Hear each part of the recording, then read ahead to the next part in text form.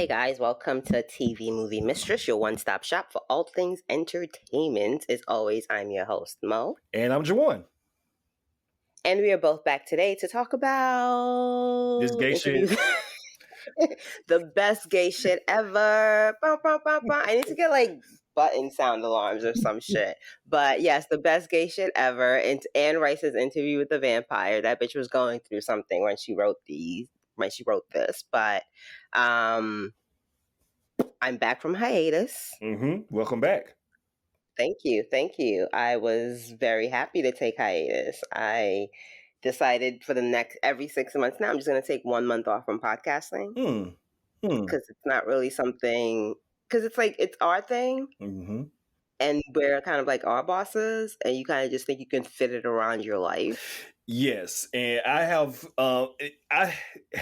found not that it's increasingly difficult because we have our own podcast, Devin and Jamil and I. Yes, and you guys are just we're cracking it out. Called Edit That Out. Listeners of the TV Movie Mistress would know that because Moji has been on a few of our episodes. But back to what we were alluding to, like.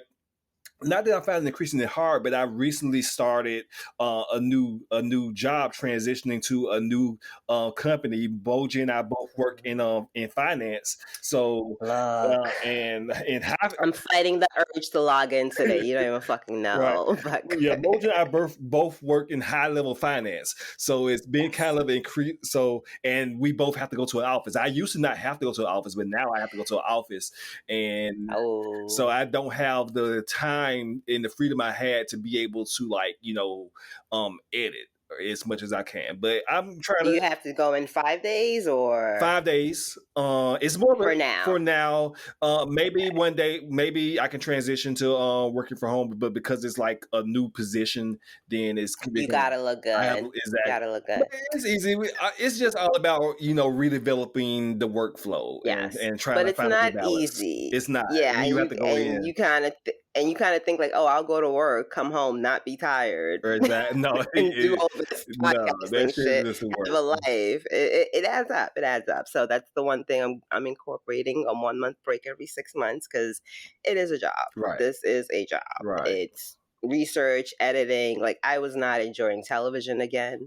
Like because it just becomes a chore. So the break was good, but I am glad to be back. The entire time I was like, I want to talk about shit. But like, one of the things I was enjoying it. One of the things that I found is that in between the shows that I have to watch for what we are covering, I try to spend at least like a couple of hours in the day, and our jobs give us a little bit of freedom where we can maybe watch like a little 30-minute show here and there. So I kind of like being incorporating just things to watch for enjoyment instead of things to watch for content, if that makes sense.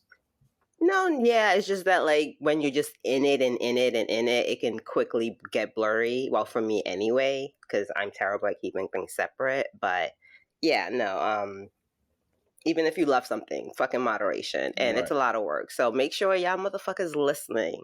Make sure you're subscribed to Joanne's podcast, Edit That Out, along with mine. Because what are you just like? You're just enjoying our voice, like you're just like laughing and being like these motherfuckers are witty, but like not subscribing and leaving 5 stars. Like, what are you doing in your life? Right. So all of that said, we're here to talk about the second episode of Anne Rice's Interview with the Vampire. The title is After the Phantoms of Your Former Self. Is that what it is? Poetic. But first, all of that to say, I'm doing a horrible transition into this show, but that's because I'm not ready to talk about this show yet. Because I want to talk about something else with Joanne first. And that is the latest drop from the Marvel Cinematic Universe.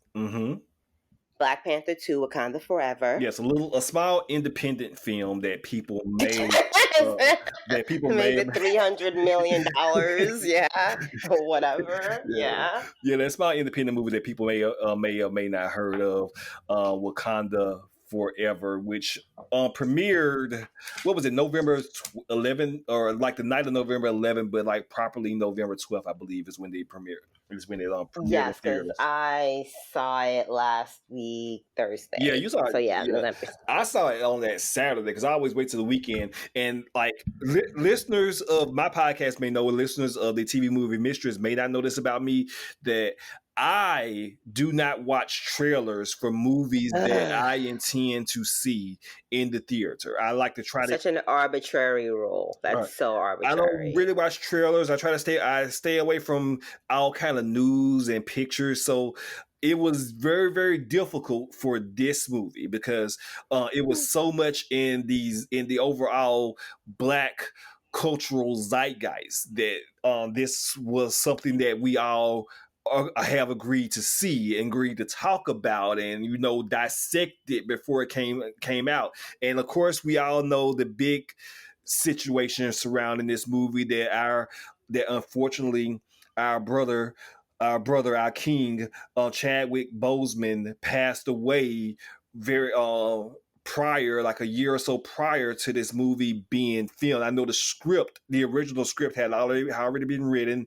He had every intention on being in the movie, but he was struggling with cancer that he kept Yes. secret from even Ryan Coogler. Only people that knew were his close family and his Yeah. fiance. Because I remember that time he had been losing a lot of weight, and the public was like, why is, because, I mean, the public didn't know.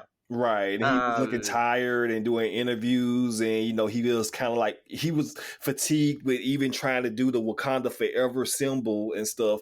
And Yes.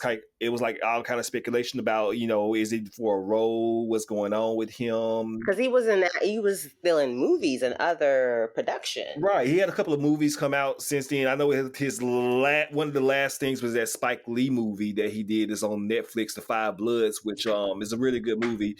And he was thinner in that, and maybe people thought that was what he had lost the weight for, to kind of like look a little Yes. thinner. But anyway, all that being said, it was a very unfortunate passing, which meant the Black Panther sequel had to be retooled, and then Yes.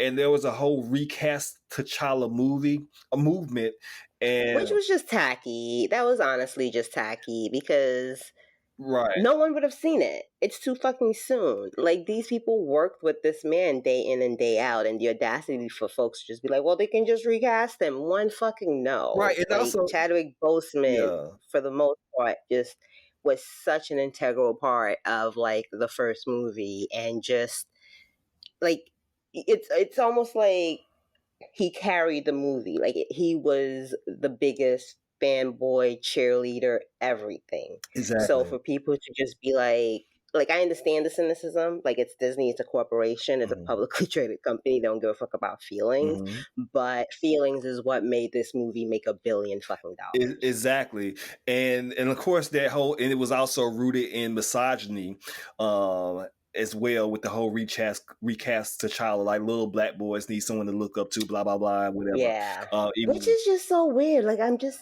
like, that's still a thing. Like, that's such a thing. exactly, but that's the baggage that came into this particular movie. And on this particular movie, listeners, this is your spoiler warning, because what we're about to talk about in just a minute here is Wakanda Forever proper. This movie was amazing. They managed to pull Ryan Coogler was managed, at least for me, to pull this off and to Yes.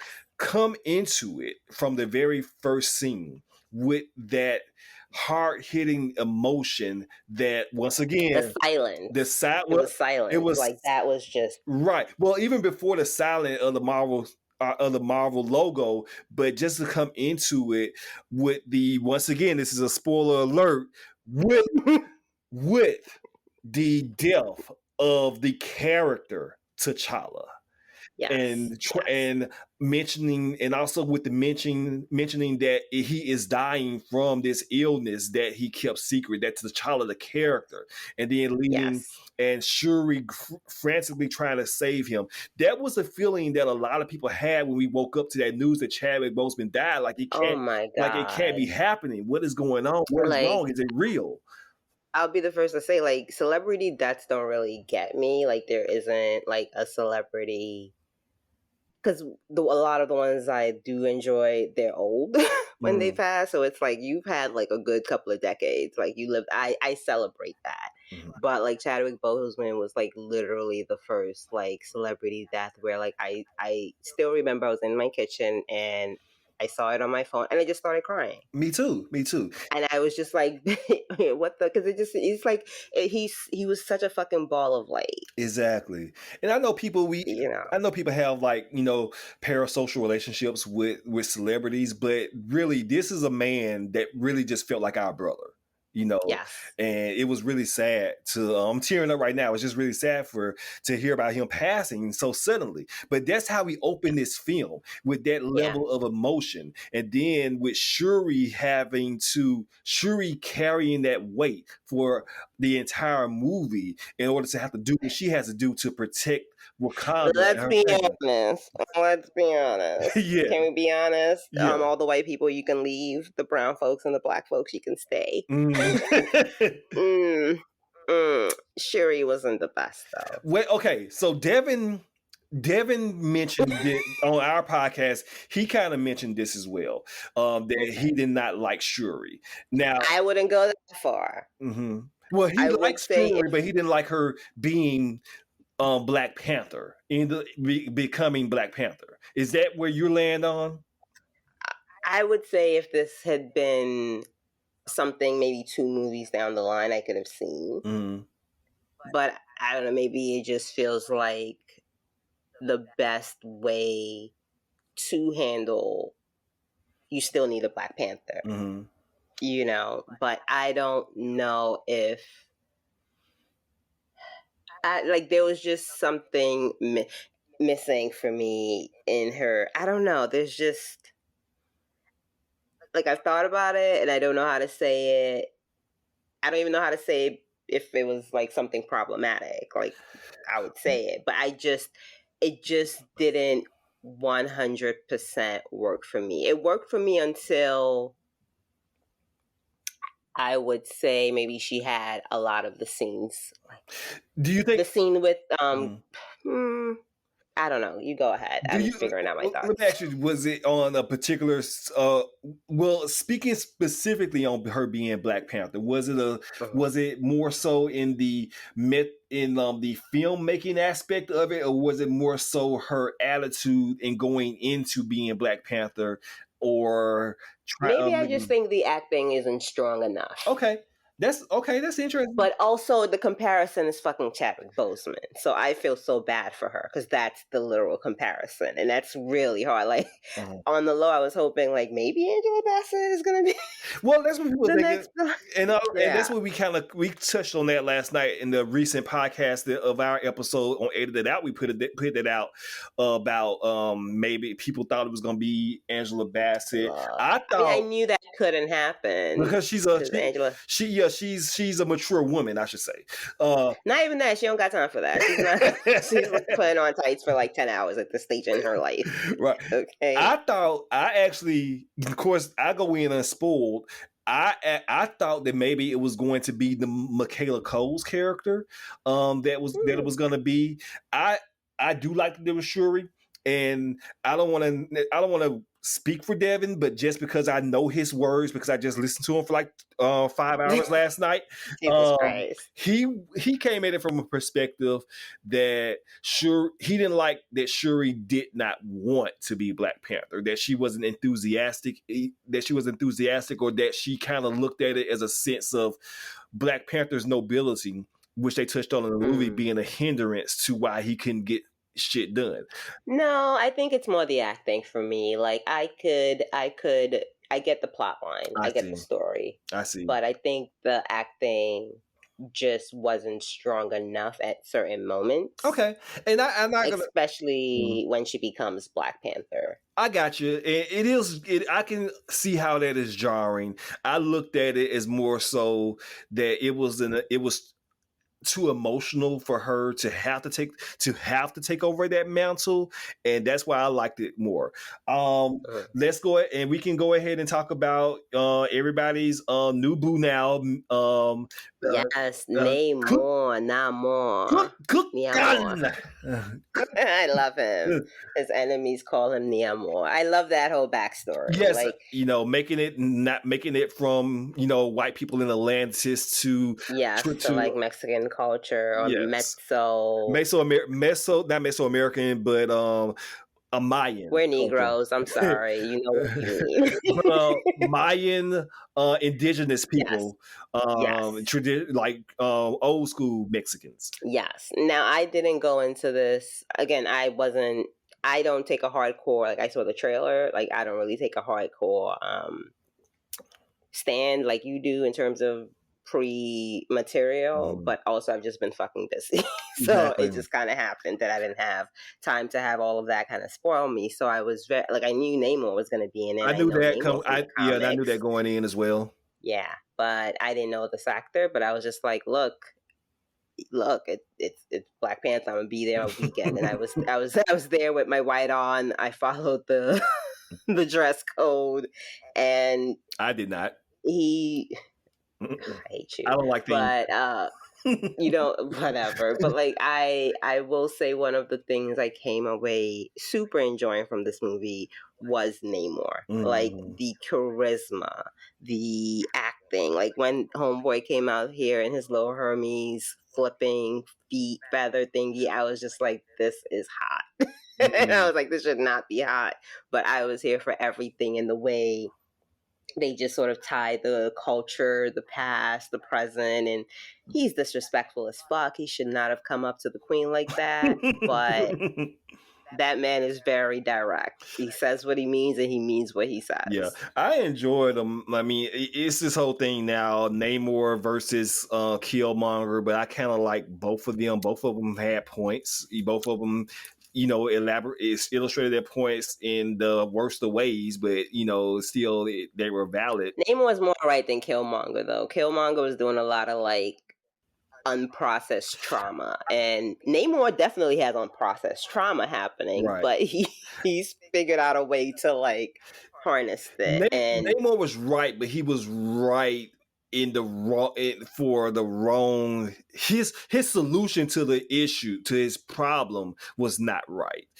yeah, which was to destroy No, Wakanda before not the, even that. Was no, what? to kill Riri. Which Riri Williams Ironheart is in this movie, but his Look, yeah, position was like to kill the scientists, and the yes. only reason, and it was wrong in that he wanted to kill Riri, but also Shuri uh and Namanda, you didn't explain to this man that this is a child who happens to be very, very smart, and the United States government took what she made and turned Why it does against, that matter? because it wasn't Like, he doesn't care about that. She could have been like a citizen of France. what. He's like the brain But that's creating this. Is she created the technology, but yes, the government stole it. It wasn't like, hey, it wasn't like Riri yes. said, I'm gonna create this technology to go into the Hmm. ocean to find it. Intent, but that's the thing. Intent doesn't matter with Namor. Like, His the consequence Riri is is not his still a Riri consequence. wasn't his enemy. The United States government was his enemy. No, but I see how he took it. Like, it's almost like he hasn't realized like the plans are already gone. It's out of her head. Exactly. Like, like she created it, and I mean, but also, like, if you had the chance as like a person to get rid of Iron Man before Ultron, Mhm. wouldn't you? Is kind of what I'm looking at it as. Okay, I feel you. Like, yeah, there's, but she's a genius, and the mind ain't gonna stop, and she might create the next generation of this, thing. So I could see why he's like, I need to kill that scientist because she is way too smart for what y'all I just doing feel up like there. they should have had it was like plot armor to me. I feel like they should have had a conversation like, this is not her fault. This is Well, I would have preferred the brown folks not fight each other, well, period. and that was like, some pushback against the first movie, but my only point to Wait, that, what was what? None of the brown folks were fighting each other? no I'm black people confused. fighting black people in the end. Okay, but they did it again this I movie. know that's what I'm saying, but that was kind So of how's like, that pushback? That's not pushback. I mean, That's people were pushing back against that. Why are black people fighting black people? oh yeah, yeah, And why yeah. are black people Especially, fighting brown people? You know, but I get it. And that's the thing. Like I was really thinking about that during the movie because again, I am very much a person that would prefer the brown people bond against white supremacy. Um, I I, get that, you know. but you know, Wait, let me oh, finish sorry, I'm my sorry. Let me let you in. statement, man. Okay, patriarchy.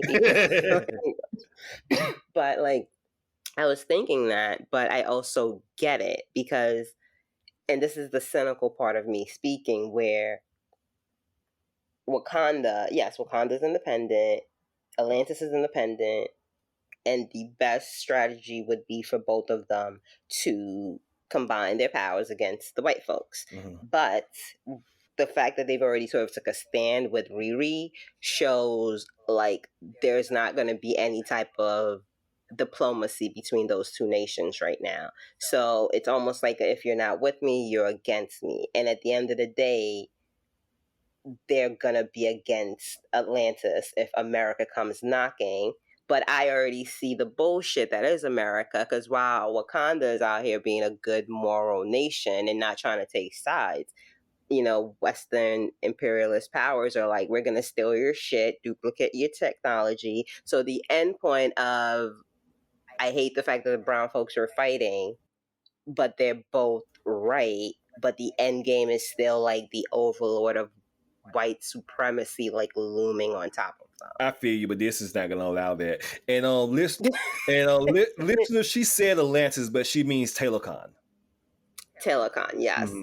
But Yes. yeah, but all in all, again, I felt like the Ryan Coogler pulled it off. I'm glad that they were able to make this movie as incredible as it was. Oh, yes. Even in the Yes. wake of the in the wake of the baggage that they had going And they into it. incorporated it. Again, they Right. incorporated it so well where again I'm glad like T'Challa didn't die in a battle or fight or something like Yeah, that's true. it Oh, was an unintended sickness that just oh, took him. oh What? yes, and the biggest thing, if you The pretty Atlantis woman? n- n- no telecom woman, but Just yeah, I'm sorry, but that's gonna happen. Like this, uh it's been that way for decades. baby Uh-huh. T'Challa. Oh my God, yeah, I knew he was hiding a baby out here. I didn't know how. I'm glad they left it for the end, Yes, but I was like, they had because that's just like this is still Disney one. This is still a story, and mhm. even if it's been done, it's still done well. And I was like, yeah, with a That baby was T'Challa. when I started crying. Oh, I Yeah. couldn't cry because I had a headache that day for some reason, but I felt it. I felt it. Right, and and of course his name being T'Challa Toussaint with the name of of the African king or the Wakandan king and the leader of the first slave revolt in Haiti. With Mm, that, it was amazing. Like I said, that's what made me cry. And him eventually going to take on the mantle and yes. in the future as Black Panther. Jamel said it on the podcast last night that this could be how we get like if they they speed this up depending on because we're gonna be fucking old as fuck when this shit come out.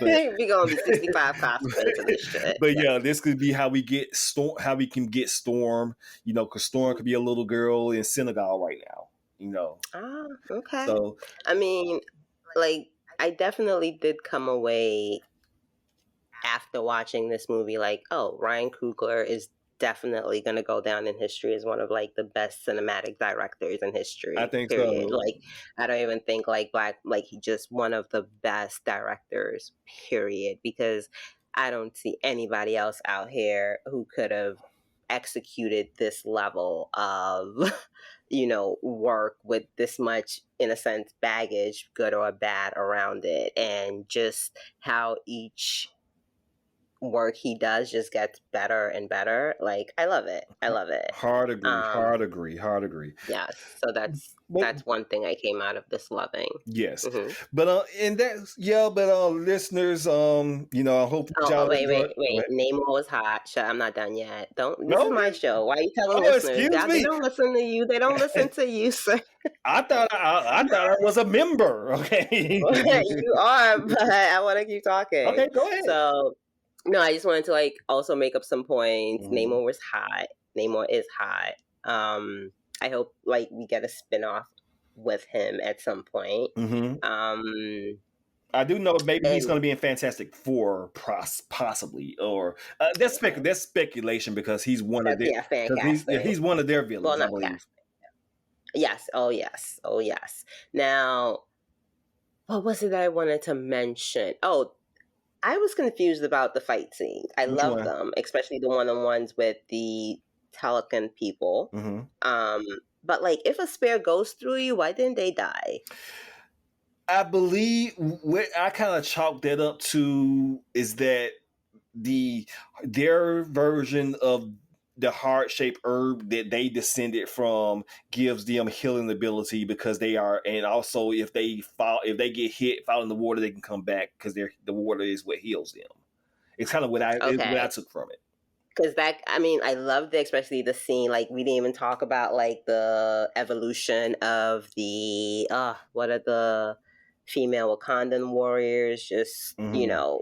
how they had to drag homegirl kicking and screaming to the new outfit. I love that. Mm-hmm. We've got Michelle, what's her name? Michaela Michaela Cole, Cole. She's in this as well. that's a beautiful The woman. extremely beautiful. And then I mean, I don't know one person in this movie who wasn't beautiful. Honestly, you got Denai Guerrera. Just I love it. Mm-hmm. I love it. And I mean, thickness. Lupita Oh Nyong'o. my god. Like, Jesus Christ, her Oh ass. my Like, god! I I cannot. don't. I cannot. It should be illegal how It fucking really should fine be. and I'm fit glad it's she not. is. My god, how like where has she been hiding at this entire? They've been hiding that in pictures. You see this white press. This is why you need diverse cast and photographer and everything, because Mm-hmm. they've been hiding that ass. Mm-hmm. But and then of course Winston Duke M'Baku. Like, I really loved his character in this Oh. too. Like, like, he's a fool. He's an idiot, but he's capable. Like, Mhm. I liked him and Shuri, how they play off each other, Yeah, that where was pretty he's good sort of like relationship. another older brother. So yeah, like, it's just like, who else can I mention? Angela Bat, like everyone, even the white colonizer man. Yeah, Like, I really like Martin Freeman. A lot of people were saying like, yeah, why is he in the movie? Well, he was in the first like, movie. yes, That's it the makes connection. sense. And like, Yeah, I like Martin Freeman. I like the character of Ross. And obviously this was a connection to get information. How else is he yes, going to get information from America? You know. yeah, exactly. Even though America was like, now he's a treason person, and his Mhm. wife is like, go to jail. I'm like, that's kind of fucked up, but okay. But his wife was also in the Disney. Falcon and Winter Soldier. Yeah, there we go. Black Falcon.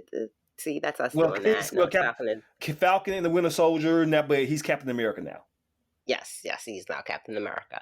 But yeah, no, just excellent movie. If you haven't, if you haven't watched it and you've listened to us spoil the fuck out of it, Mhm. please go watch it. And yeah, I think that's, I don't know, it's a great movie. And yeah, I don't think anyone could have done a better job. Mhm. Outside of that, You ready to talk? all of you out. You ready to talk about this Huh? gay shit? Yes, I am fucking ready to talk about this gay shit. I was born to talk about this gay shit. Episode 2 of Anne Rice's interview with the vampire. This was one of those movie or shows I started watching during my self-imposed hiatus. And I was like, oh my God, I do not remember this being so gay in the 90s. It wasn't. I mean, it was implied, It but it was, was. yeah, yeah. All Mm. implications are gone with this. And I, of course, covered episode 1 by myself, just because, again, as I'm easing back into the podcast, like, I was like, let me just do my shit by myself, and instead of just going steam full head or Yes, and I whatever. was so offended. You have to pace yourself. From there, I loved it, and I was like, I'm definitely gonna cover it. And listeners out there know I cover a lot of BL dramas, which BL dramas, I love them because it's like, as someone who grew up in like, whenever I grew up in the 90s, like rom-coms, Julia Roberts rom-coms, like all that shit, that was my jam. Mm-hmm. And somewhere between The Matrix, which I love and was in that theater when it came out, and now, like, America has just been like, fuck rom-coms. You know, you'll get it on Netflix. That You is know, it's not true. I hadn't noticed that before, but now that you mentioned oh that, yeah, it's barely a thing unless it's like a 30-year reunion between like Julia Roberts and like Richard Gere or some shit. mm-hmm. So like Asian dramas, I go there for my rom-com hit, and they do a great job. And BL dramas are basically like a segment of the I'm not gonna do like What a does BL stand for? boys love. That's like the literal English translation, Mm-hmm. but it's basically like male to male relationships. Okay. It's gay relationships. But like I don't want to get into the technicality of it here. There's probably a podcast on the time an episode on the timeline that I've talked about it, but it's just more of the norm in Thailand, Taiwan, Japan, especially. Really? Oh fuck yeah! And Japanese BLs are, you know how like you just watch a Japanese television show and you're just like, damn, they're a lot. Like only Japanese people would like have this type of script. Japanese BLs are very much different in the sense of like Thailand and Taiwan and even Korea just got into the game because they have realized women spend millions into this because it's a genre that started out as a manga That's and then interesting to me. fell into like low budget shows and movies and then like they were like, damn, these bitches are thirsty. That's interesting to me in the cultural concept of that. Such a homogenous and not a homogenous, but such a I can't think of the word, but it's such a culture like Japan or Taiwan Oh or yeah. Korea that they are incorporating this into their media, especially these are countries that are experiencing in real life population uh like they're not experiencing great population growth, and it has been a kind of concern as well that they are allowing this. But I mean, I'm not I saying this love how in you say that, no, because I like that because yeah that's actually truth. yeah But at the end of the day, the only thing that has kept this going is money. mm-hmm, It's the return on investment. mm-hmm. And that's the one thing in my heart that I love that racism can overcome, like racism and just bigotry overcomes most things at the end of the day when they're like, I can make that much money. Even a racist will be like, you let that black person in, you let that LGBTQ person in, that at the end of the day is what's pushing it. Like Korea is super conservative, so theirs are a little bit Exactly. more tamer. Japan, a lot of the BL dramas are played by like straight male actors, so like a lot of their shit is just like eye fucking and not really like on it. Thailand is probably the most like normative, like they sort of still like their BL dramas, the males are very like a lot of them you can tell a lot like who's the man and who's the woman, quote unquote. Mm-hmm. But that gets just as like spicy and sexual as like any normal rom-com. Mm-hmm. But China, so like China's my favorite because of that statement you just made, because China said no, stop it. Just stop it. Because because they censor their shit. Every movie, every TV show, if it airs in China, has to go through the government.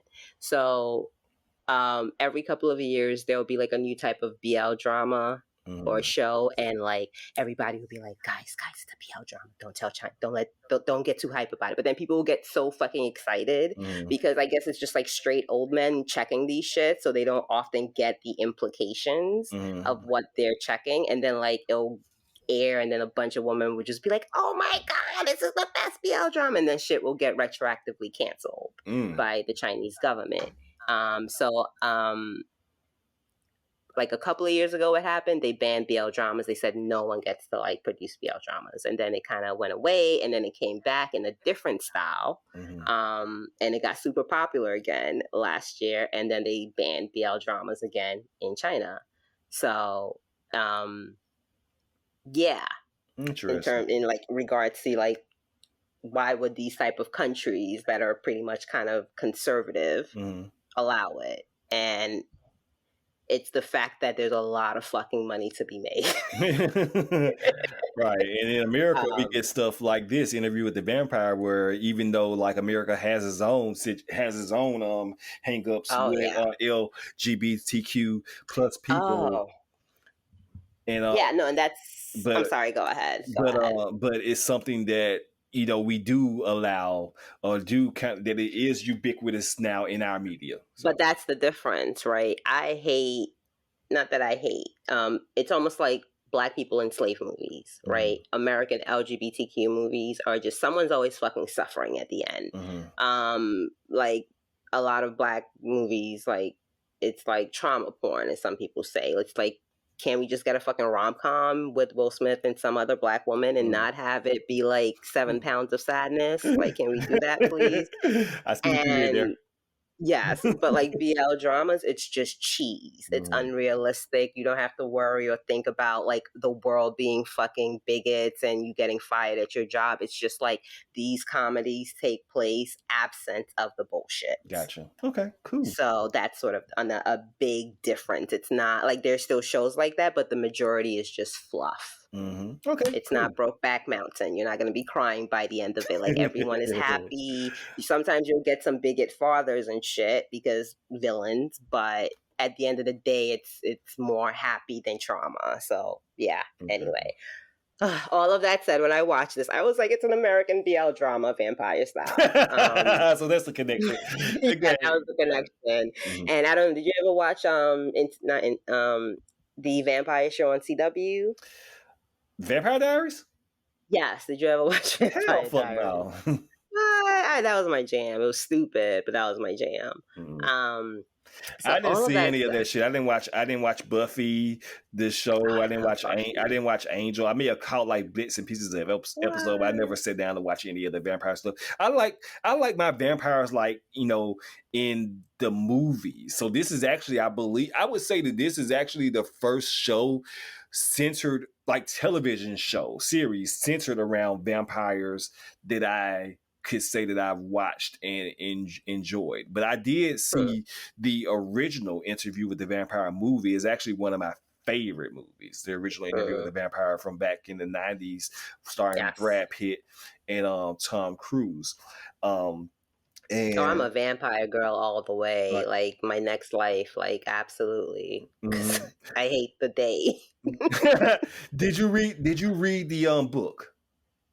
I don't remember, honestly. Okay. I honestly do not remember because if I did, it was probably in high school, which was like 100 years ago. So I don't remember. Oh wow! Did So you? hell no, fuck reading. So I hate you. I hate but you. no, I watched like I said, I watched the original movie. It's one of my favorites.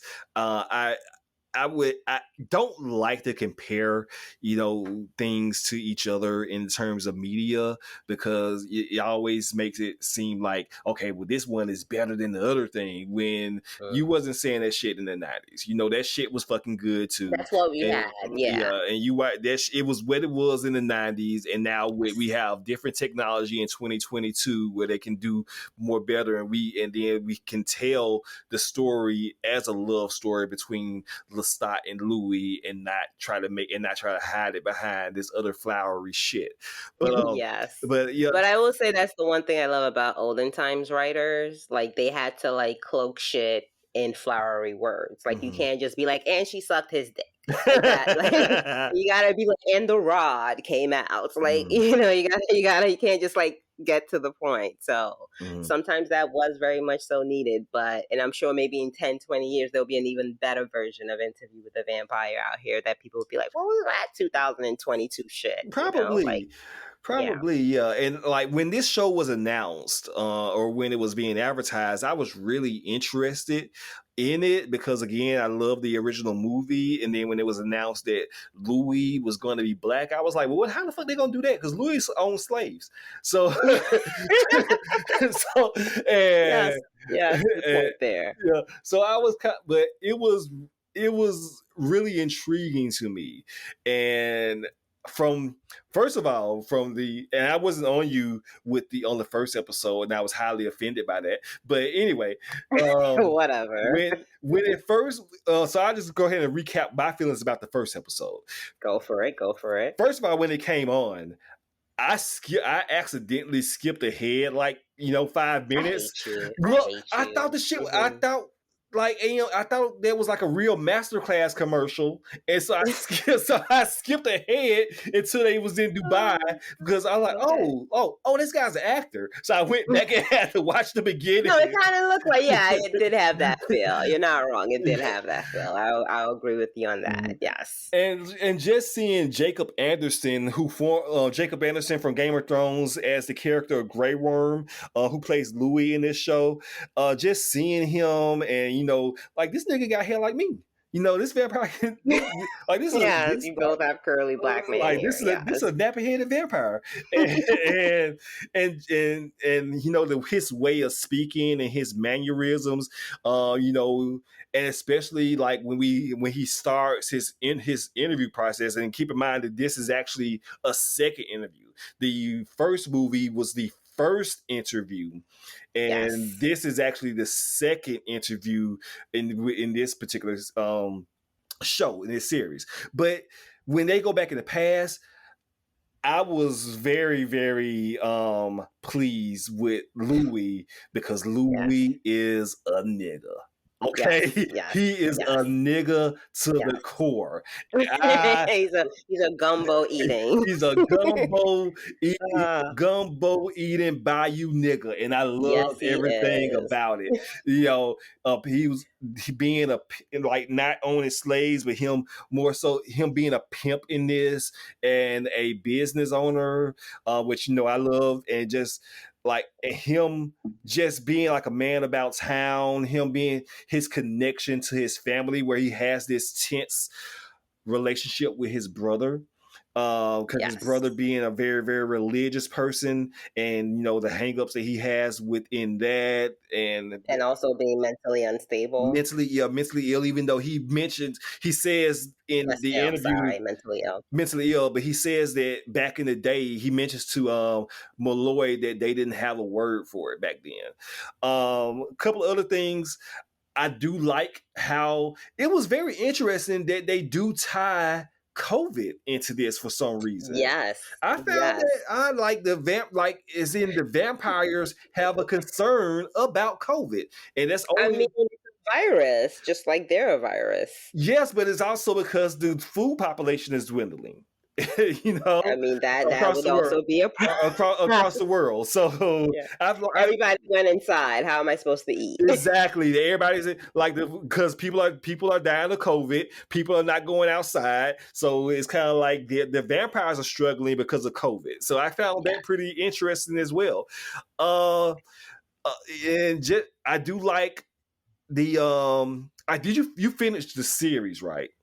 No. Okay, okay. Taking this week by week. You I take will it week by punch you in the week. face if you spoil me. Okay, Yes. well, I won't mention what I was about to mention then, but Good. Good. I do. The character. Well, I'll go ahead and skip what I was gonna say and just go to the character of Lestat. I Hmm. have. I don't think I've seen this actor Oh, me in either. anything No. prior to this, but this He's been mother. in a lot of shit, but I haven't But watched him in anything. yeah, and I'm not a gay man, but this motherfucker is beautiful. Okay, Oh yeah, I yeah. get They picked a good start. Yeah. I understand Louis. Yes. I get Yes. it because he's magnetic. He's attractive. You know, like the chemistry that he Hmm. and Louis have makes you like makes this relationship between these two men more like intense and more Yes. real than any male and female relationship on screen. It's like these two characters like you see how they feel that they belong Yes. together, and how Yes. Lestat, being as old as he is and being as attractive as he is and magnetic as he is, how he can make this man how he could just be around this man and make this man come to terms with his internalized Look, sexuality. I love that about this character. yes. I got it. And like I said, I've never seen this actor before, but I get it. You know. Yeah, oh yeah, no, they the casting here was top notch. Mhm. One, I love being able to see Jacob Anderson actually act because it felt like Game Yes. of Thrones just like bottled him up and didn't Yeah, let him he do didn't really shit. have much characterization on Game of Thrones. I understand that was the character. With Yeah, the but character that was not show about other issues. right. Well, yes, that's true. The character was about not having any characterization, but I love this that he gets to show Yes, more personality here. But yeah, the yes. first episode was amazing. It hooked me from the very very beginning, and I was all in on it. Look, same, and that's why I was like, let me cover this shit. So with all of that said, let's jump into episode 2.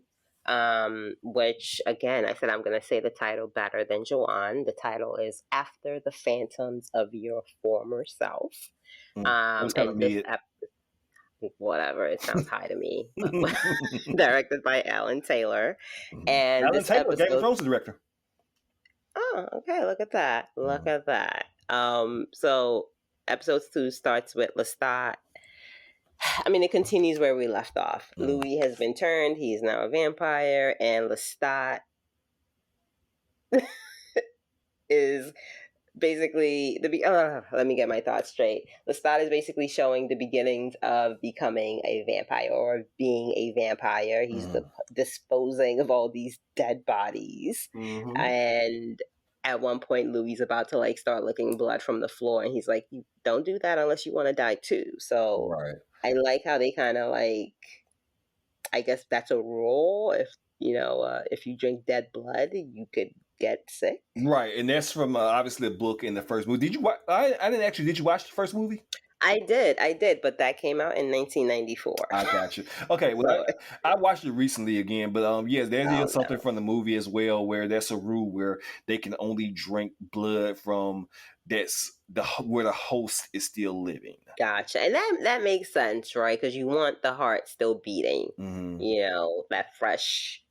Now, I don't know how it works in this episode where we see like we're in the future or in the present time, they bring Louis like a bag of blood, like a donated bag of blood. So like, is it that is the host have to be living Well, or that's like blood donation. They probably just. yeah, what I'm saying is like what would happen like if you have that donated blood in that bag that's been kept fresh, but the host is Mhm. dead, would that still mean the same thing? I don't know. I don't know what the rules are. Yes, because if you extract the blood when the host dies, it's almost like, I guess, being Oh, I lactose see what you're saying. intolerant. Okay, that makes Yeah, sense. Like if the yeah, like donation if was you're given from a living host exactly. and not from a dead host, and that's why Yes. okay, gotcha. That makes more sense. So I could see that. I don't want dead blood either. Like, Mhm. makes a difference to the meal. Mhm. But yeah, we see him start to sort of show Louis the ropes in a Mhm. sense.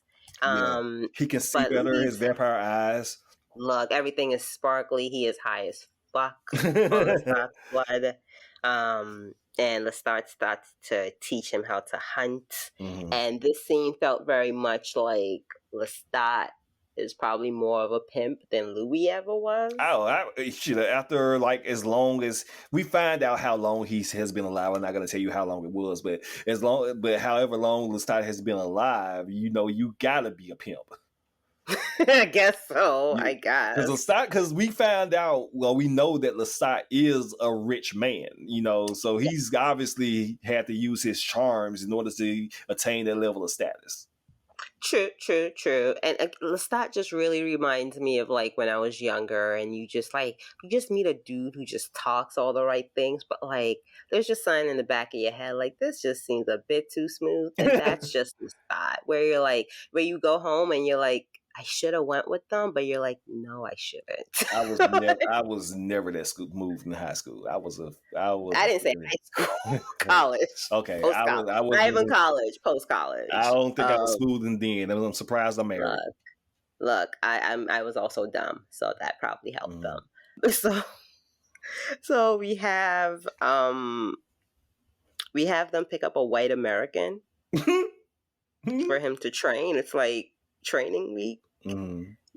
Like Louis still very messy with it. Like he's just like, kill, die. And like Lestat is like, do this, do that, Mm. You gotta Like, finesse them first. You can't just oh go ahead. You yeah. gotta finesse them.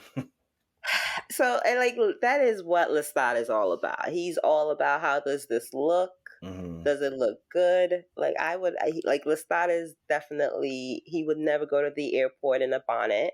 He's a 3-piece suit man all the way. And he's teaching Louis all these little things, but then all of a sudden Louis is like, I gotta go home.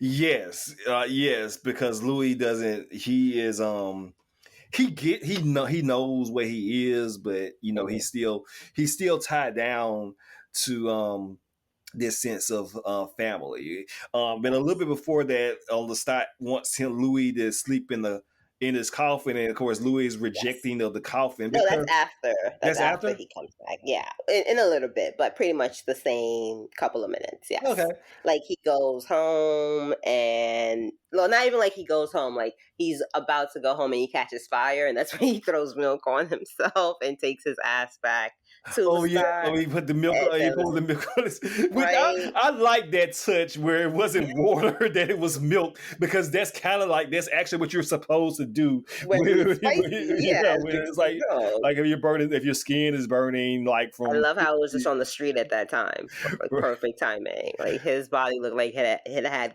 grayscale or some shit. But Right. and I love how like Lestat is definitely like the parent of a latchkey kid. He's like, I'm not gonna tell you twice. He's like, you're gonna learn the hard way and come back home eventually, and he does. And that's when he says, hey, we'll get you your own coffin, but for now you can sleep in you're gonna mine have with me.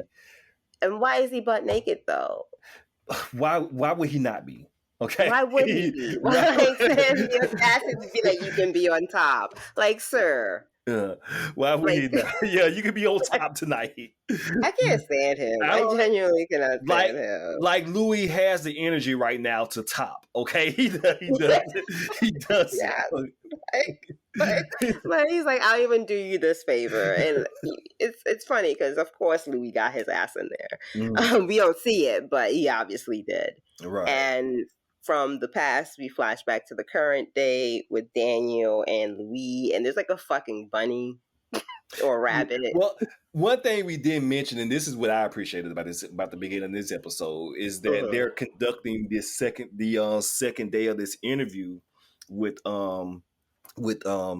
a 7 or 8 course meal, and I appreciated that, being a chef, because like it was the elaborate artistry behind what the meal and the plating was when they were given to Daniel was so beautiful in that, with the juxtaposition of at the other end of the table where they're putting plastic down and preparing a bowl of blood for Louis Louis to eat, and but it's the same thing, right? It's the same kind of meal. Yes, these just 2 men enjoying a meal together. Just one so happens to be drinking blood from a bowl, and this other man is eating duck foie gras, which I actually do have a whole bunch of that in my freezer. Of course you do, because you fancy. But I will say this: Lestat would never eat his meal like this. Because of course not. He would never. He would. He would never. So yeah, they're starting this elaborate meal. We're back in current day. Daniel asks if he ever thinks about his food, and Louis like, "Do you?" Because it's the same thing. It is the same thing. I don't think about the. I was vegan for a year in pandemic, and I didn't do it for the animals. I did it for like health reasons, and I kind of just stopped because it wasn't working for me. But again, I don't think about the cow. I don't think about the cow that I'm about to eat. I got a tomahawk steak in there right now. I don't know where that cow came from, but I know what. I'm African, so it's like I literally grew up where you would go to the market and be like, I want that goat, kill it for dinner. So it's like that like people are always like, well, if you saw it, like I've seen it, like I still want like it's still gonna be a great meal. It's a circle And of that's life. terrible. It's a circle of life. But like if dinosaurs existed, we would be fucking dinner every night. Like, Yeah. Yeah. but I feel Exactly. The Velociraptor don't give a fuck about your home life or where you grew up before it eats you. you know, and of course, if you do give a fuck about the animals and don't want to eat them, that's great. But at the same time, like, you know, be fine with others who are just like, that's a good steak. Mm-hmm. So, I mean, obviously, American food complex is terrible, but that's a whole nother subject. Yeah. Okay, so they're talking about food, the idea of food, the difference between an animal and a human, and eating either or both. Daniel is taking this shit way too calmly. Like, I don't like how calm Daniel is at all. I do like it, actually. You know what? Yeah.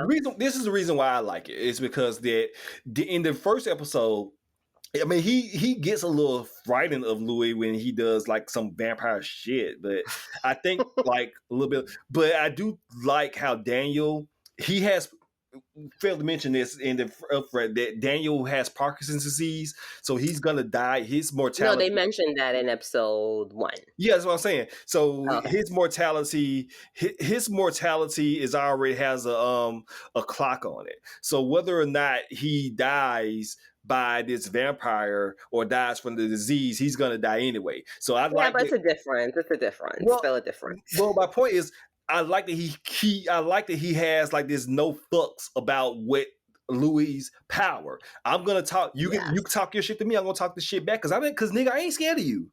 That's true. That's true. Like I'm a grown ass man. I'm an old ass man. I'm gonna die anyway. Yeah, I'm an old ass man. You gonna die? I'm gonna die anyway. Yeah, So he definitely comes with old man energy.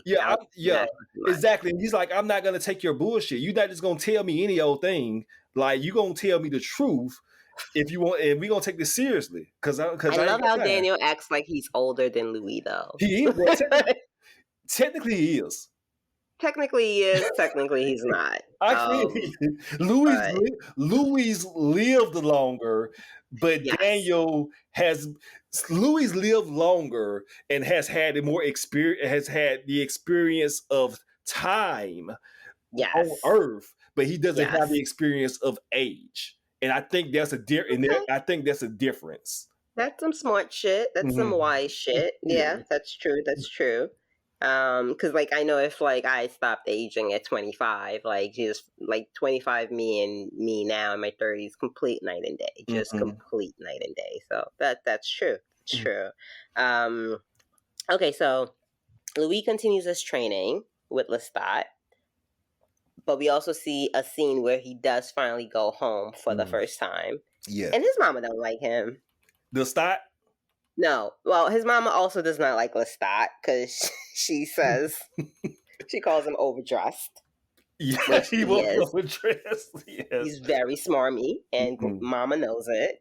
But mama does. It feels to me like Louise's mom does not like him. You know what I think it is because, again, just back to episode 1, there was this whole tension in the family breakfast that they were having where him and his brother were kind of going at it a bit. Louis obviously has a better relationship with his sister than he has with his brother, Louis being also the man of the house. And they're kind of under his, I wouldn't say under his protection, but they're under his pocketbook. You know, but that doesn't mean you can't, because mama could take control of, but she kind of wants to like live this life of a madam and pretend like her son isn't running a bunch of brothels to bring home dinner. Right. So, but I don't know. It just felt like. Well, I think she also senses a change in him, and also with his. Also, episode 1, she basically almost said like, "I wish you had died." Yeah, but that's grief talking. Yes. Is it? I know No, I don't know if I'm gonna let it's that. fucked up. It's fucked up, but that's grief talking because of this tensious relationship that him and his brother had, where she kind of like basically accused him, like, "What did you say to make him do that?" She's not okay. So maybe a better word is she's not accepting of him. Right. And we didn't mention that what we're talking about is in the first episode. Well, Moji mentioned it in the original episode. I wasn't on this show, so I don't know what the fuck she's Oh talking my God, Juwan, get over about. it. I'm sorry. Yeah, when Paul, died by suicide in that first episode, Yes. and she kind of had that situation where that talk with Louis, like, what did he do to make Paul do this?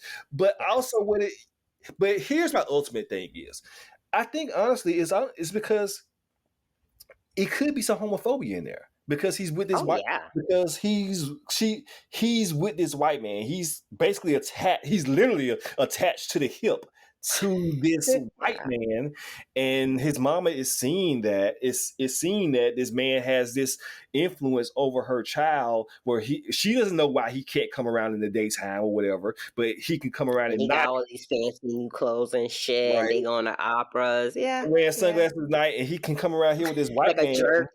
Yeah, the party. He come around this white man, and she sees like he's changing in a sense, and she Yeah. doesn't exactly know why, but she has her feeling a feeling about it, and I say there's a little homophobia tied in there, but again, this is a story of whatever time they're in back in the Yeah. day.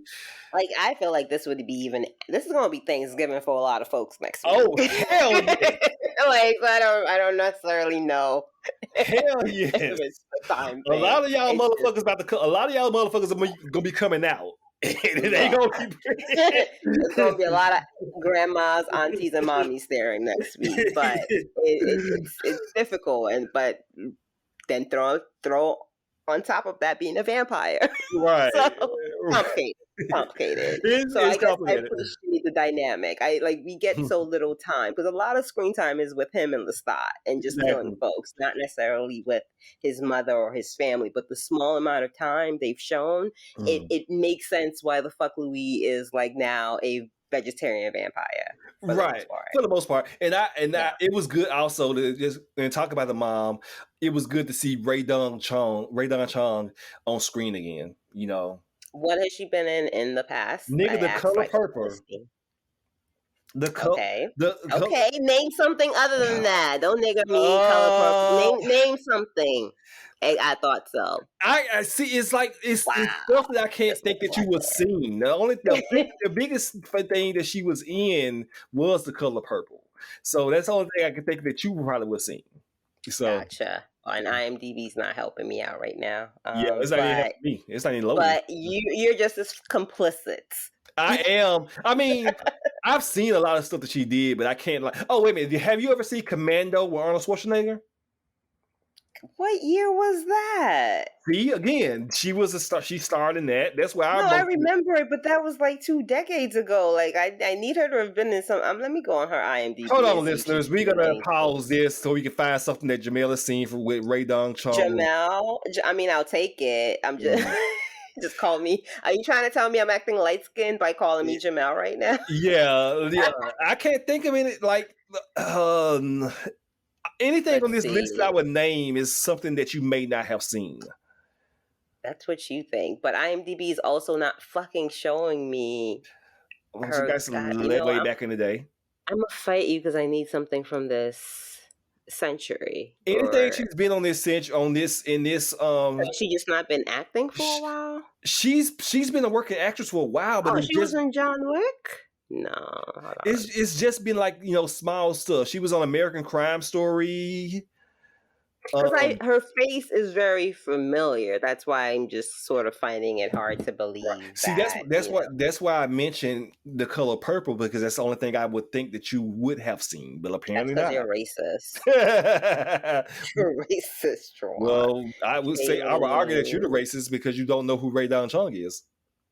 I mean, not by name. I barely know my own name. What are you pointing? Like, I barely get by with my brain. Wait a minute. This is an old one, but you may have seen this. Have you ever seen the movie Soul Man with C. Thomas Howell wearing black when he was in blackface? Maybe not. Maybe Oh not. I don't Lord. know.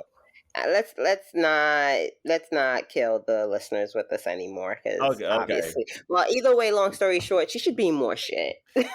Well, she wasn't a lot of shit, but We just, she's yeah, reaching her twilight, and but it gotcha. was good to And still see her. looking like she's 18. I love it. I Yes, love it. so it was good to see her on screen again. On screen again. Yes, I Um, agree. But yeah, her relationship, Louis' relationship with his family is, or I guess his foundation, is very telling of who he has become. right.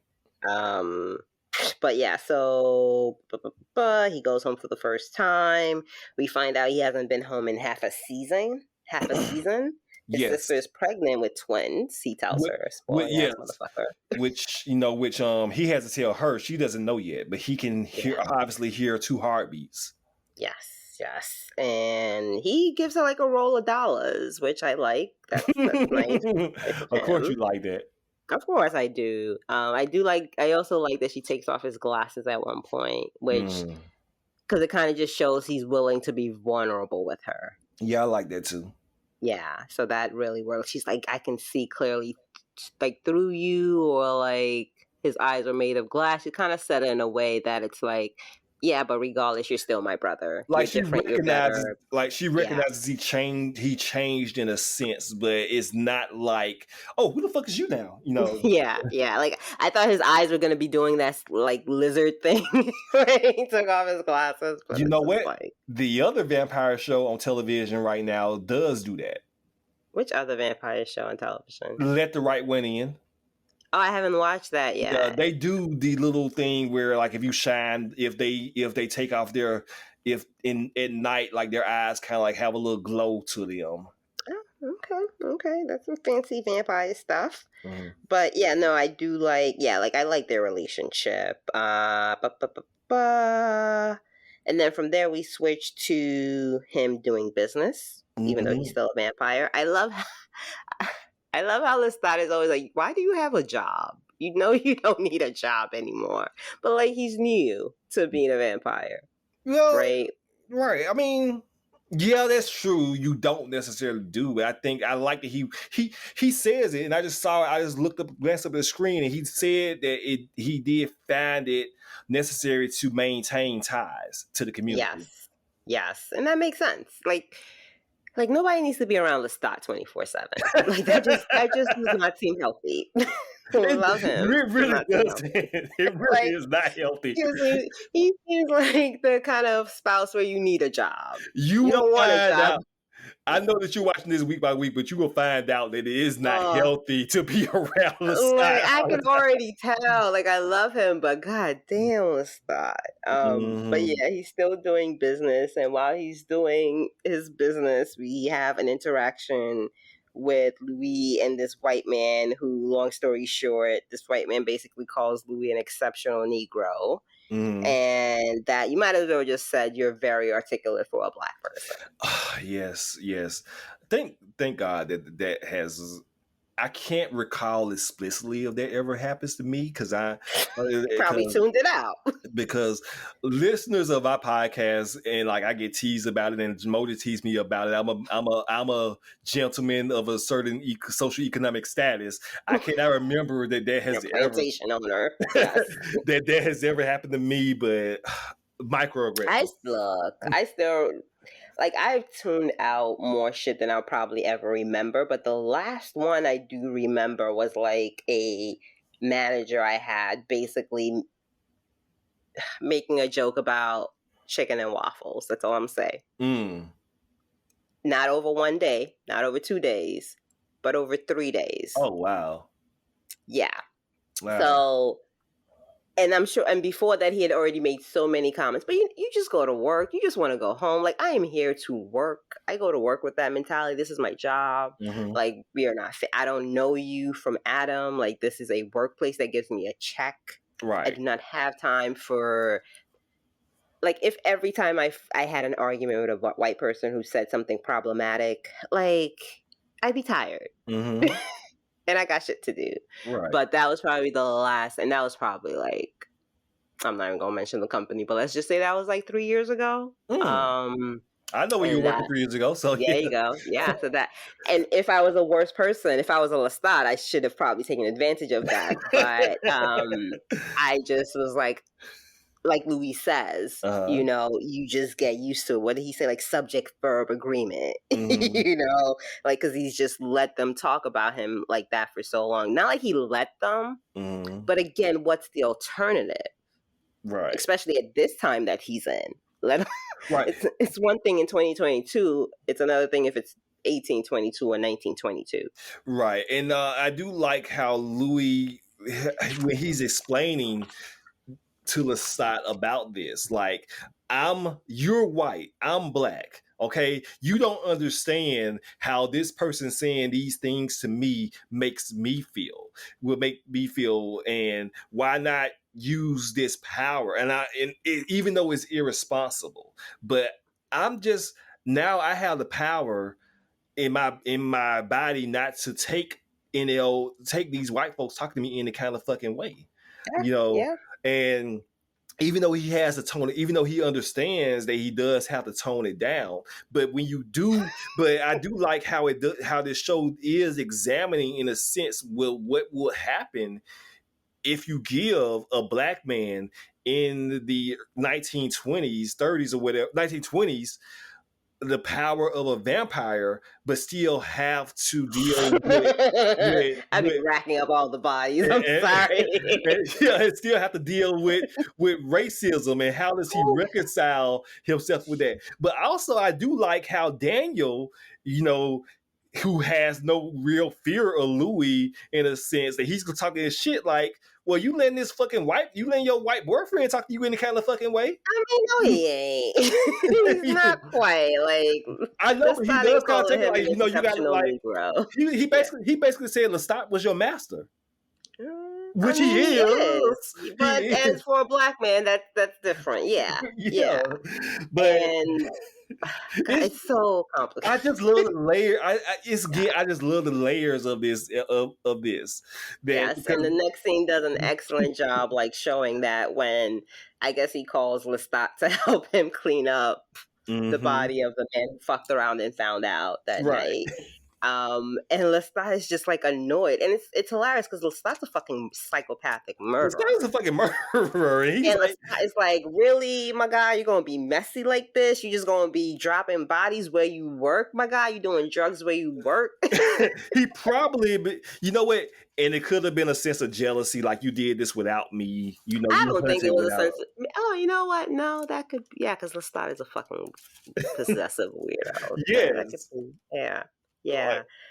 Because Louis is not necessarily messy around Lestat, right? He's right. very like dignified. Because Lestat is like fucking Lestat drinks blood from a human with a fucking wine glass from the hmm French monarchy, Right. and Louis is just like blah blah blah, Right. veins everywhere. Yeah, you'll see a lot of that too. But Yeah. I just kind of like the juxtaposition of of that conversation with him and Daniel, and also just like, the idea that this is a black man that you're giving this power to, and how he's gonna wield it, and It's how like he has to giving a control black himself. man a dragon. Same Mhm. shit. I'd burn every month. I'd be like Arya taking out my list of names. Like, let's get this popping. Mhm. But yeah, no, okay, so this scene where they're having a fucking argument, like put right next to the next scene where like Lestat doesn't want to go to bed fucking angry, like they're just a fucking normal couple, like it's I don't know, is that I don't know, King of everybody, like it's Queens. everybody, King of Queens, like I'm sorry I yelled at you. And I just laugh. Because I'm like, both of y'all assholes are murderers. It's But I cute. appreciate that. Exactly. I appreciate how cute it is that he doesn't want to go to bed angry. And hmm he's like, what do you want, honey? And he's like, I want you to buy me that place. He's like, damn, my God. I want you to buy me this casino. It's like, can I have a cheaper apology? Mhm. Like, can we do something else? But again, it's fucking cute. Um, don't ever go to bed angry. I think that's a really good rule. Don't go to Yeah. bed angry. Yes. True. And that's just with anybody, friends, lovers, like just don't do it. Mm-hmm. So after that, we see him visit his sister again. We assume years have passed because the twins are older and she has a new baby. And he's Mm-hmm. out here calling her ma'am. And she's like, Negro, do I look that old that you out here calling me ma'am? That's a Southern thing. No, I mean, but they're both Southern, right? But she's his sister. I don't think he's called her ma'am before. I call my sister ma'am. Well, I don't think he calls her ma'am. Mm. Or I I got you. guess not with this, because it's also like she's aging. He's not. That's true too, and it's very subtle because black don't crack. But obviously Yes. he still looks like he's 25, and she is Yes. like 30 something with Yeah. two And like kids, 3 kids, 3 kids. twins. Yeah. Like that puts on, I think you deserve at least 20 pounds with each kid. So that tracks, young or not. And it's not like they had like gyms back then. The gym was just you walk for 30 miles to town. But yeah, he visits his sister, and this shit is fucking hilarious because it's basically, I want to see the baby, like what everybody I expected. want to see the baby. Except this is like literally like, oh my god, did he eat the baby? That shit was fun. That shit was hilarious. That it wasn't like he was trying to actually avoid seeing the baby because he is still a fledgling vampire trying to control his urges, Yes. and and of course, like a sister, she hears one baby crying, she's gonna hand the baby to the closest person that she can find while I go check on this other baby, Yes. and you can that scene was fucking frightening. Look, and I know I'm not a vampire, but I've smelled a new baby and they smell delicious. Uh-huh. Like that Yeah. new baby smell is undefeated. Mm-hmm. So I felt really weak. I It's felt really fucking weak. it's the lotion. It's something how that baby It's the lotion. lotion. Is no, I don't know. I don't know, it's like I think everything. it's like pheromones, where it's something babies emit, so you don't throw them out with all that crying they do. It's really specific to babies too. It's Yeah. kind of like you can never recreate. There is no like perfume in the store or lotion in the store that says new baby smell because they Like I can't would recreate say, it. and this is specific, but it's because I've thought about it. The closest I've ever gotten was like a oatmeal and like light honey scrub. That sounds But like, delicious. yeah, you can't recreate that baby smell. And Louis struggles with it when his fangs literally come out, Mm-hmm. Yeah, and his sister comes back to her baby on the floor, and Louis is gone. I'll cuss that motherfucker out. I would too. You left my baby on the floor. I mean, better than the couch. Baby could. Yeah, That would have no, been worse. I mean, So you know what? That's true. That was probably safer. yeah, but still, you left my fucking baby.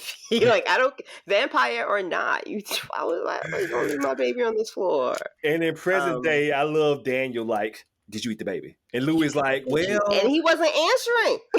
about Lestat and our relationship, and we was doing gay shit. Did you eat the baby? Right. Did you And eat I the was baby? like, Nigga, did you eat the baby? and I thought he might have, but I was like, if he did, like, he would have felt really fucking like he would be so much more dramatic if he had eaten his sister's baby. Like, he'd be like emo next level shit. He'd be like Twilight vampire if he ate that baby. But luckily, he did not. He No, should he have left didn't. another roll of bills Yeah, on that that baby couch, should have some money in the right in his diaper. hands, just like. But I hope, I don't know yet because you've seen it, but I do hope we get to see like his descendants, his kids, his sister's descendants. That's something I'm looking forward to if they do it. Okay, that's fair. That is mildly interesting. Thank you, thank you, thank you. So after that, he goes home and he's all sad and crying. He's like, "Oh my god, I almost ate my sister's baby." And Lestat is like, "Honey, you should go to Europe." That will cure everything. Going to Europe. And he's not wrong. This is like when I'm like, we should go to the spa. And it's like, but the problems are still here. Mm-hmm. But Lestat don't. This is like the perfect analogy I have to this is like me listening to my teenage niece complain about life. Mm-hmm. And it's just like, honey, it's really not that serious. Like, that's the vibe Lestat is given as Louis is just having this moral breakdown of struggling to eat. And his spouse is just like, That was me 350 years ago. I've been over that. I'm gonna need you to work through your guilt a little bit faster. But Lestat does say, "Hey, let's go overseas," and Louis kind of is like, "In coffins, though." But Mm-hmm. yes, I guess they decide not to go No. and decide instead to rekindle their date. And this is how we kind of know they're not spending all the time together, because Lestat is like, "I have been ignoring our romance." Mm-hmm. like a deadbeat husband. Uh, so why don't we go on a date? So they go on a date to the opera. Yes. And this is Yes. when I remembered how toxic this fucking relationship is. Yeah, and this is not something from the original, which I like that they have this here because this is not something that we saw in the original movie. Mostly, the original movie only focused on the hunting aspect of Lestat and Louis, but I do like the domestic, date night, like you said, aspect of their relationship.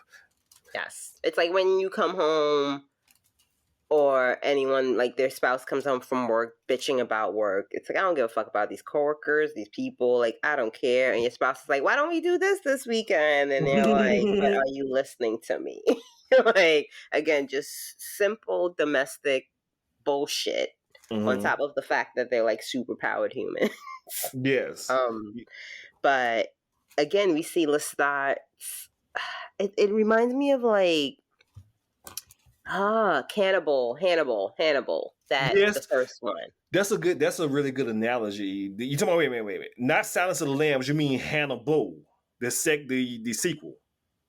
Silence of the Lambs. Basically, the character portrayed by the great Anthony Hopkins. Just the charm he would emit when he'd be like the jail, where it's just like, do Mhm. you know you're in prison? Do you know like you're in the, like he just seems free with himself, just like Mm. above it all, but like just also very charming and able to like my dude is crying blood. And Louis just sort of changes his mind. I don't want to say manipulate, but kind of, but just sort of like pushes his mind away from that. Mhm.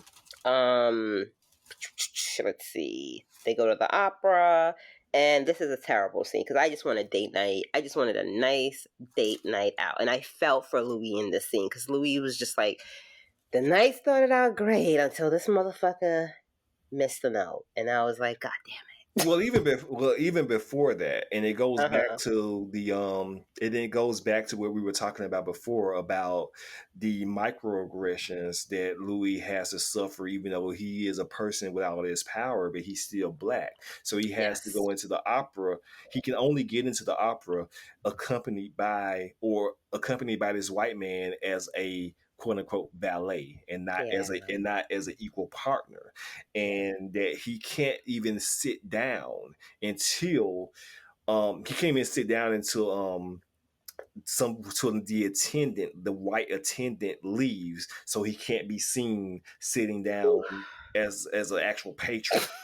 So I do like that. So I think that's where, and this is just basically the accommodation that Louis had to make within himself in order to enjoy the time with his boyfriend. Which kind Um, of makes Louis, or it makes Lestat telling Louis to show restraint. mhm. I understand why that flips Louis off, because it's like, motherfucker, all I do is show restraint. And Every you day that right. you don't wake up to 10 bodies outside our door is me showing restraint. Right, and then of course, and juxtaposed to what you were about to say, when this Italian singer who is, I mean, I could tell that he was missing a couple of notes, but this infuriates Lestat, like offends his, cultured sensibility, that Yes. they end up like not kidnapping this man, but he basically tortures this man, Yeah. because he had a bad night singing, you I know. mean, it might have, maybe he was just a bad singer, but that also doesn't mean you get to like murder him. Like, I've been to events where people, I'm like, did I pay you for this? Is this what you're giving me? But that also doesn't mean that I feel like you now owe me your life, even Okay, though maybe so sometimes I feel like that. But so like if logically, no. so if V has hit some bad notes. Are you want to go for his stroke? Repeat that last part. If V Mm-hmm. hits a few bad notes, Mm-hmm. are you gonna want to go for his stroke? Oh, I thought you said, am I going to want to go for his stroke? And I was like, yes, I absolutely Oh would, my because that would god! probably help him. But you meant go for his throat. That's why I had to ask you to say it again. No, so my answer is no, I would not go for V's throat, because Mhm. I would be like, baby, let me help you out. But Lestat, and even when they brought up this dude, I thought the way it was going was like, we're going to find out Lestat was like having an affair with that dude, and that's why it was fucking up the night for him.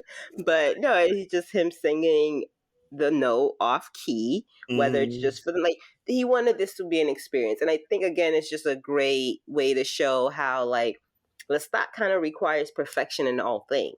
You know that's true, and that's also exhausting. Yes. Yes. Yes. I don't have any other words than that.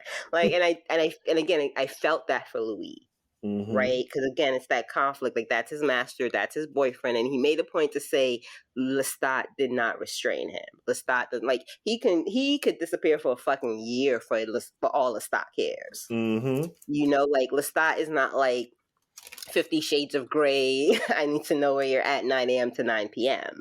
But at the Mm-hmm. same time, being with Lestat itself is just a lot That's for true. Louis. You will find out. And it's like, well, you could have just killed this man, Lestat. No, you just don't kill him. You bring him back to your place. You wreck this man emotionally and mentally, where each note you're just like, you ain't shit. You ain't shit. You ain't shit. You definitely ain't shit.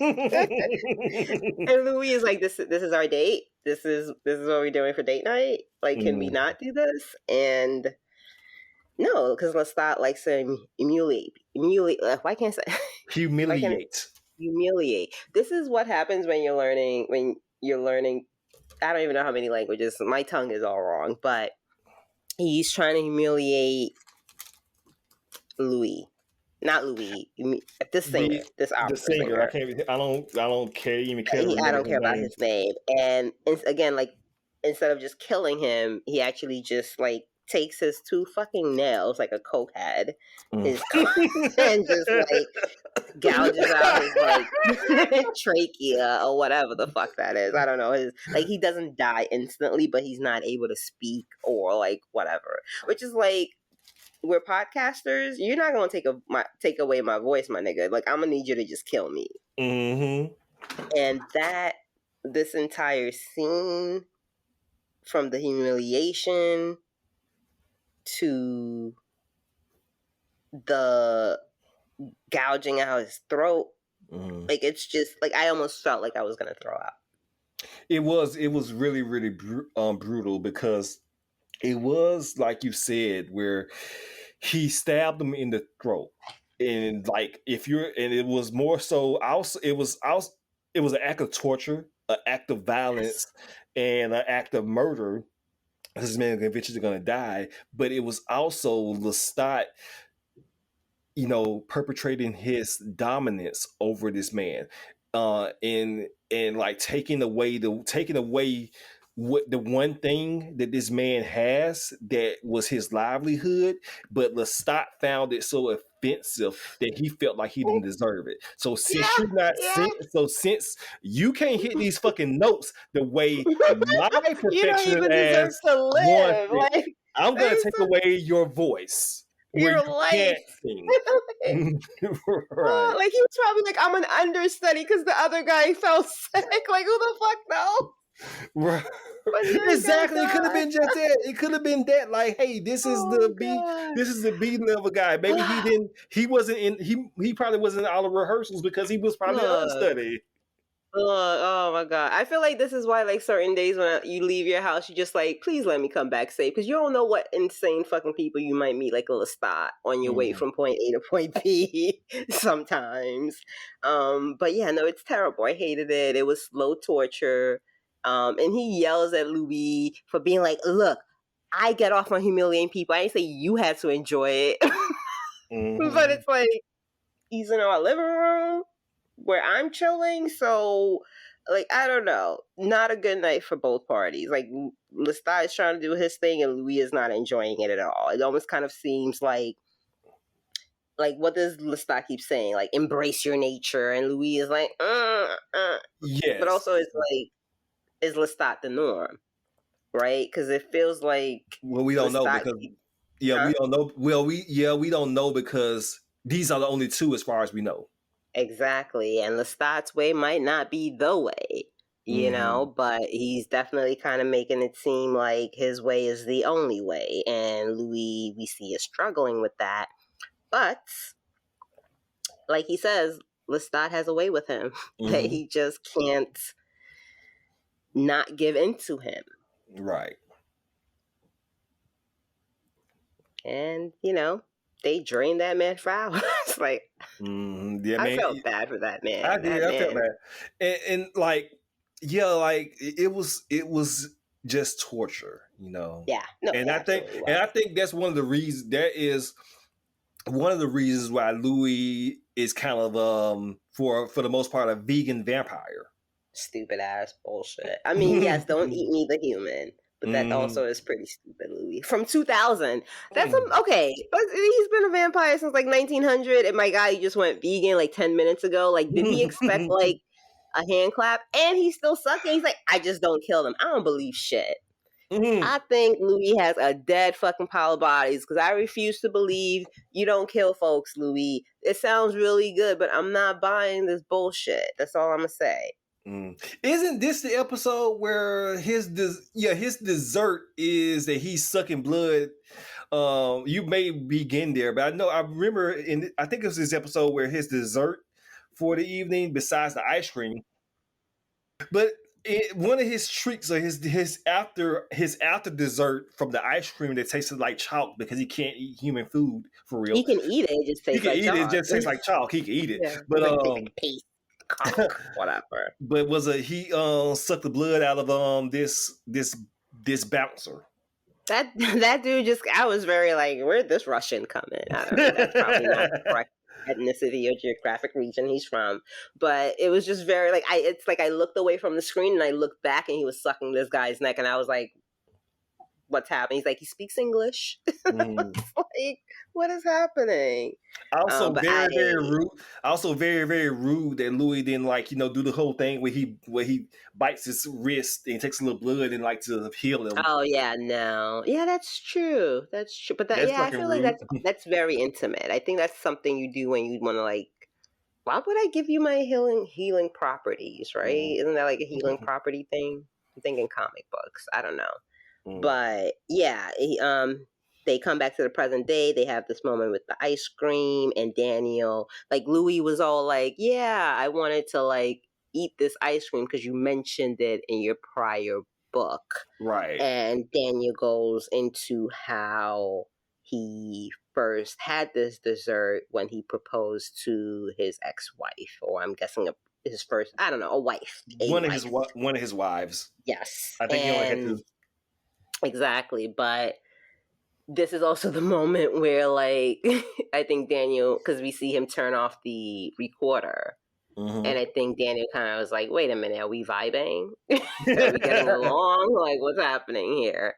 And that's kind of where the episode ends, and it's just so tension filled, and I Mm-hmm. hate it, and I love it because this is why I don't watch horror. But this, I watch I horror all the can't, time. I This can't, I can't. I really wish, well, I watched it from week to week, and I rarely watch shows from week to week now. But this is the type of show where it does leave you wanting for more. Yes, and This, also why I'm taking my time with it because I know once it's gone, that's it. right? It wasn't necessarily appointment television. I rarely watch stuff on the night that it airs now, but just it almost felt to me like torture, like waiting to see what's gonna happen Yes, next. And I'm very excited for you me too, me to too. see to see what happens. It's not. It's kind of fast paced. It only has 7 episodes this season. We're already on episode 2. Mm. I thought it was. I You don't keep talking. that I thought IMDb said 10 or some shit, like or No, it's 8 or only something. 7. It's only 7 in this. only 7, and I'm so excited for the next episode. I want to be on the episode Okay. because I'm very excited for you for the next episode. I am Um, excited for myself too. And yeah, the next week's episode is titled "Is My Very Nature That of a Devil?" yes. Actually, not necessarily not the next Is it the one episode. with the kid? Is it when they adopt the kid? That's coming. I remember that from the movie. Well, I thought, you know what? I honestly thought You know how that you save a relationship? You have a baby. yes, that is going to happen. Okay, Yeah. just so you know, mild spoiler on this, that is going to happen. I thought it would have happened later than it Mm, happened in the series, though. okay. If but yes, that's when things get really, really interesting. Messy. Okay. Yeah, Because messy and Lestat does interesting. not seem like that's some co-parenting. Girl, That's some girl, if co-parenting. you are in for a ride. Oh God. Oh God. I'ma pray for them. I'ma pray for them. But yeah, no, I just love this show because it's like it takes race, sexuality, like I don't know what you call vampires, but like interspeciality. Could be, I yeah. don't know.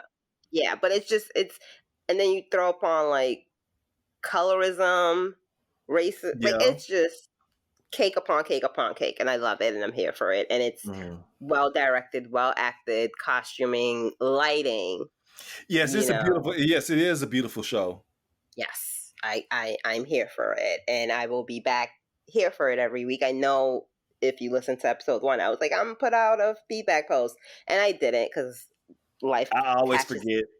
I feel terrible, but you know what? I'm literally gonna put up episode 3 today, so I'll be early for it. Maybe I'll even schedule episode 4 while I'm at it. But I feel terrible, but I will put that up. So if you have any feedback, please send them to tvmoviemistress@gmail.com. Or I would say just send it to email. Don't wait for me to put up a feedback post. Mhm. But I will put up a feedback post as well. I feel like I can't ask you any other questions about the show, Jawan, because you've watched it all. Mhm. Um, You can ask. I mean, I can choose whether or not I can answer it. okay, here's a question. If you were a vampire, which would be your method of like victim killing? Would it be quick and painless, or which is Louis' preference, or like slow and torturous?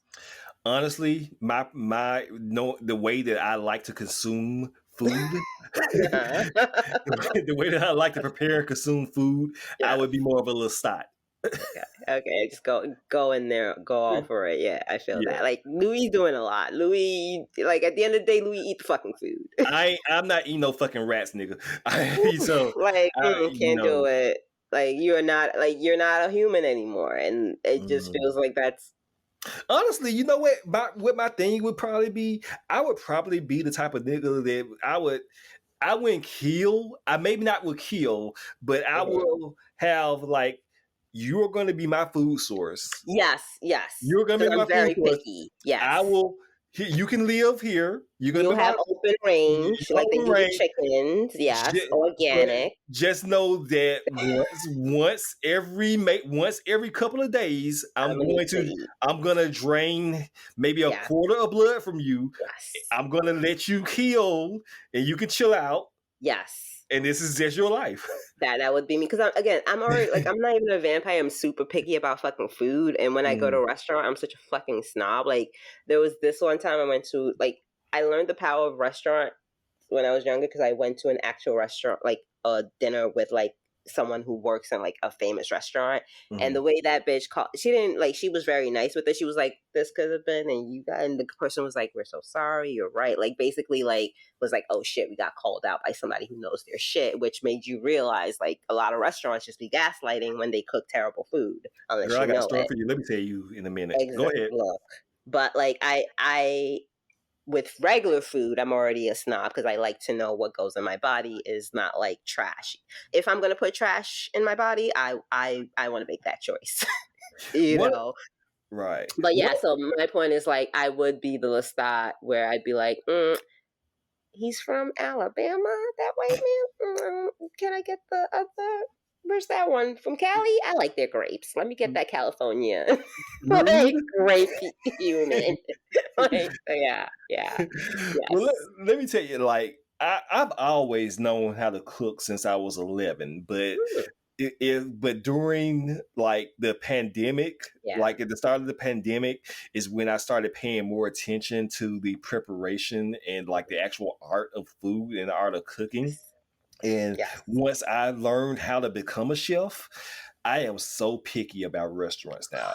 And I Like have I no would problem with it. like I would honestly go to like a fast food restaurant before I go to a fine dining restaurant because like you said, these motherfuckers Yes. are gaslighting. At least if I go to Yes. like if at least if I go to like a Jack's or a Hardee's or a It Crystals, is what it is. it is what it is. I But know I'm I'm not gonna getting go to like, cause mm, like my work events, I use them right. as a eat Like expensive food that I would never pay for.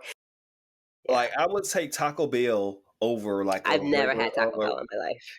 oh, that's odd. Well, I know you it's not ubiquitous in New York like that probably. Yeah, I But mean, it exists, but I'll just go to like a Mexican place for well, that's what I tacos. said. I wouldn't down here. I wouldn't go. I would go to Taco Bell before I go to a Mexican restaurant, Mm, even if they're actually run by Mexicans, because the palate of it's Americans down different. Yeah. here is different. That they don't want anything necessarily refined. And if I'm going to do something that's unrefined, I'm just gonna go to a fucking drive-through at Taco Bell and not That's get true. your fucking $20 burrito. Like That's I true. like that's why I like the Mexican food trucks. But let me Hmm. tell you, the other night like a couple of weeks ago or a week ago, Hmm. I was we went to a restaurant, a fancy restaurant, Hmm. and I didn't really want to eat that much because I was looking at their menu beforehand. I was like, no, I can cook most of this shit myself, but I had a Yes. craving for nachos. Ah. I got the nachos. I immediately sent them back. I when after I tasted them. The You're like, fucking we're not doing this. No. the No. fucking meat was unseasoned. Oh, Like the meat was so unseasoned, it was like the cheese was barely edible on there. I was like, I could do a better job on this. I sent those shits back, and like I said, yep. once I have an understanding of Yes. flavor and how Yes. things should be properly prepared, And it can easily be properly prepared, and people just don't want to. It's like, nah, you getting but this back.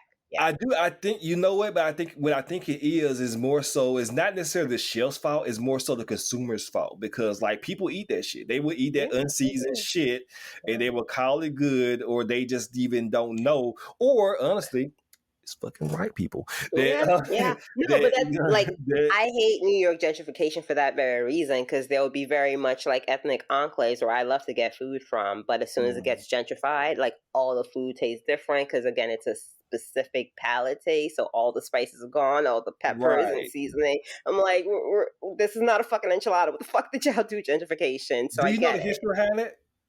What do you mean? The Which history one? behind Gentrification or no the history behind why the stereotype of white people not liking their food season. yes, because it's like a upper class It was British yeah, thing to upper not. class But British thing, which and again confuses me as to how you start an entire slave trade based on the salt. spice trade, and Oh don't use yeah, them. but don't use them. I need a book on that. Like what? That's a Not the like I get the trade, but why? that's a whole other podcast that Moji and I could do Yeah, about that history might have of to be American patron only. colonialism. Yeah, Yeah. we can do it. Let's do it. I mean, I'm doing that ancient Chinese history podcast right now. That's going to take me to modern day because it's like Mhm, basically the thesis is why America got super racist against China in 2019. mhm. And it's like a lot of it is very like you could just fit in like an African country and it's Right. the same shit. So I find all that shit fascinating. But yeah, we have come to the end of this podcast recording. Joanne, while Twitter is still here, tell folks where they can find you on the interwebs. I don't even know how Twitter is still running, but you can still find me on Twitter as of right now at JTD. That is JayTeeDee, and on that also on Instagram, and you can also find me on TikTok at Chef JTD. My new camera equipment has come, so I'm gonna like configure that and put out some new cooking videos of superior quality. You you are great with those editing. Like I could barely use my phone. I'm not buying extra camera That's addition why I mounts. decided to use my phone because like my other phone conked out on me. I didn't want to buy a new phone just for Ah, cooking, so I bought a whole new camera setup. that makes sense. That makes sense. Yeah, it's actually right here. Let me show you real quick. Mhm. This. Oh shit! Put it Yeah. up a little bit more. Let It's me. Sony. Yeah. So let me take it out for you while we derail this podcast a little bit more. They'll enjoy it. So Oh, that's yeah, sick. Okay, it's a little smaller. So that's it's kind, fancy. yeah, it's not heavy. So and it's for content creators. So I'm gonna be Okay. using this. But anyway, you can find me on those platforms. You can find my show Edit That Out on anywhere that you can find podcasts. Again, the show is entitled Edit That Out, so look that up. We're hosted by Anchor, so that's you can find it on iTunes, Spotify mainly. And you can find the show on Twitter at Edit That Out One, also on Instagram at ETO Pod, and on TikTok at Edit That Out as well. I need to actually put some content up on TikTok for the show. But those are the platforms that you can find me on. I would appreciate listeners of this show to check us out as well, because if you like Moji, you would definitely like us. I agree. Again, they have a lot of content. Very hilarious. My baby daddy Devin is over there, and Mm-hmm. Jamel is just out there, telling men what to do, which is my favorite hobby. So I highly suggest you guys check it out. You guys can find me on Twitter for now, BookDreamer01. The show's Twitter is TV Movie Mistress. All of this info is in the show notes. But support Patreon, subscribe to the podcast, leave 5-star reviews. The algorithm doesn't know I'm fabulous if you don't leave 5-star reviews. That's That's basically right. how the white men have set that up. So help a sister out. That is it. Thank you guys again for listening, and we'll do this again soon. Bye. Peace.